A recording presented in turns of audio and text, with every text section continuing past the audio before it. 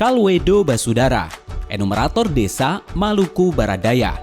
Jumpa lagi dalam pembelajaran konsep yang berkaitan dengan tugas enumerator desa dalam pengambilan data. Pada kesempatan ini, kita akan belajar beberapa hal yang berkaitan dengan penataan ruang. Di antaranya, 1. Lahan kritis, 2. Lahan produktif, 3. Kawasan pemukiman, 4. Hutan rakyat, 5. Ruang terbuka hijau, 6. Kasus lingkungan. Kita mulai dari yang pertama, lahan kritis.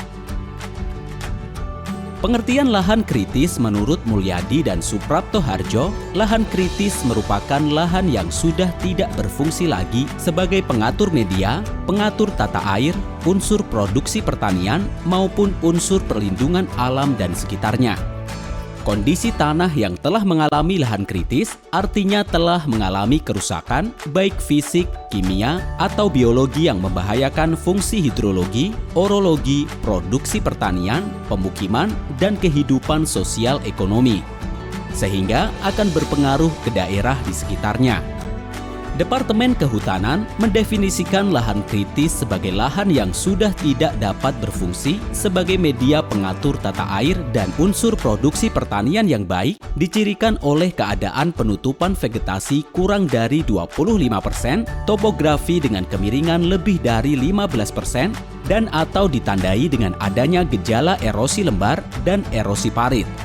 Definisi lahan kritis tersebut merupakan bentuk atau keragaan sumber daya lahan yang mengalami kemunduran produktivitas atau degradasi akibat proses kerusakan yang disebabkan oleh berbagai sumber penyebab.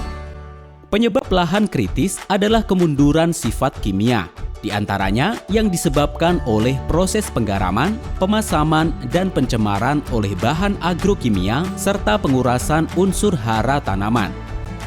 Data ini diperlukan kelak untuk analisis kesesuaian pemanfaatan lahan dan pertimbangan dalam hal perumusan kebijakan. Data disajikan berupa luas total desa disertai rincian per lokasi.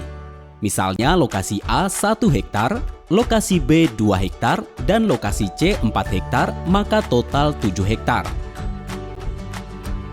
Kedua, lahan produktif. Lahan produktif yang dimaksud dalam pendataan yang dilakukan oleh enumerator desa di MBD adalah lahan produktif yang berpedoman pada kriteria Peraturan Kepala Badan Nasional Penanggulangan Bencana Nomor 2 Tahun 2012 tentang Pedoman Umum Pengkajian Resiko Bencana.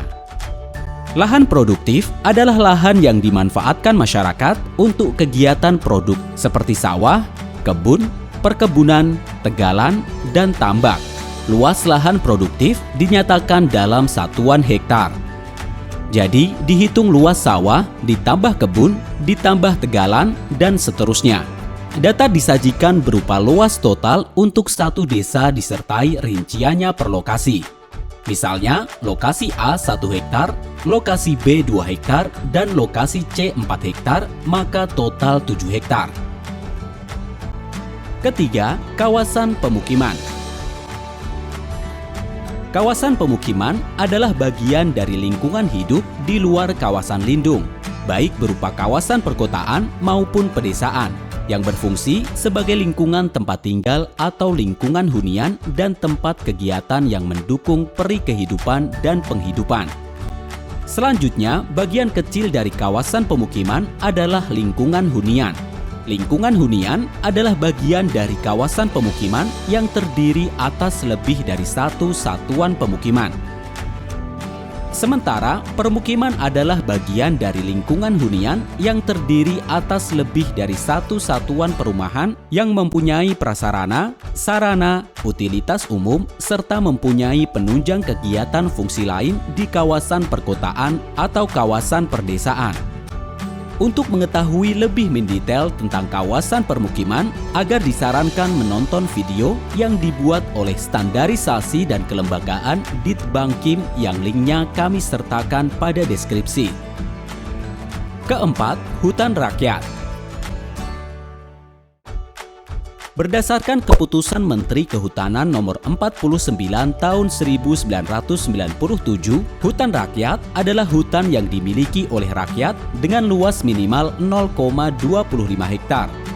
Penutupan tajuk tanaman berkayu atau jenis lainnya lebih dari 50% atau jumlah tanaman pada tahun pertama minimal 500 tanaman setiap hektar.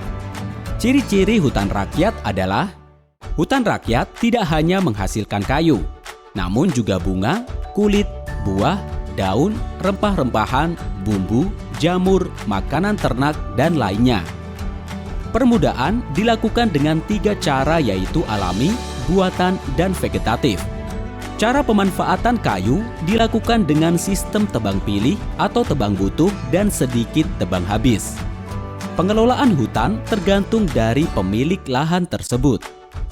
Hasil dari hutan tidak selalu sifatnya musiman, namun dapat bersifat mingguan, bulanan, bahkan harian. Hutan rakyat menggunakan pola tanam campuran yang terdiri dari berbagai jenis pohon, rumput, dan tanaman pangan.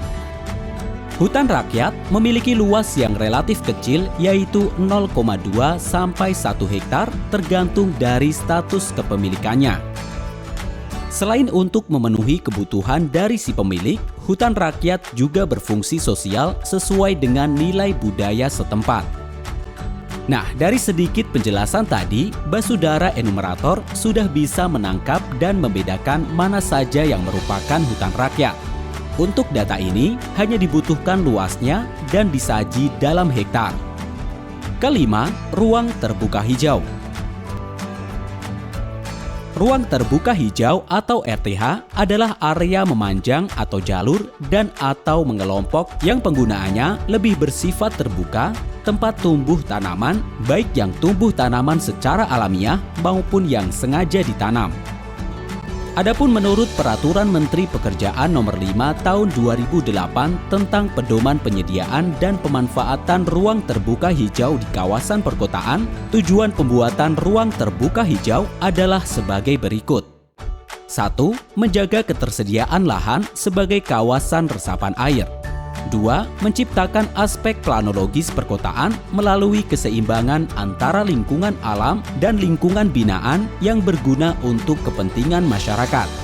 3. Meningkatkan keserasian lingkungan perkotaan sebagai sarana pengaman lingkungan perkotaan yang aman, nyaman, segar, indah, dan bersih. Bila merujuk pada definisi ini, memang RTH difokuskan hanya pada area perkotaan. Namun, mengingat kondisi udara yang semakin panas bukan karena polusi, maka perlahan kita mulai menuju kondisi penyiapan ruang terbuka hijau walaupun masih di desa.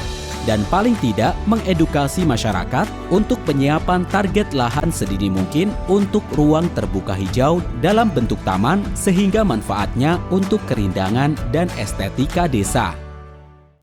Untuk lebih detail soal ruang terbuka hijau, dapat menonton video PopTech official yang linknya akan kami sertakan pada deskripsi.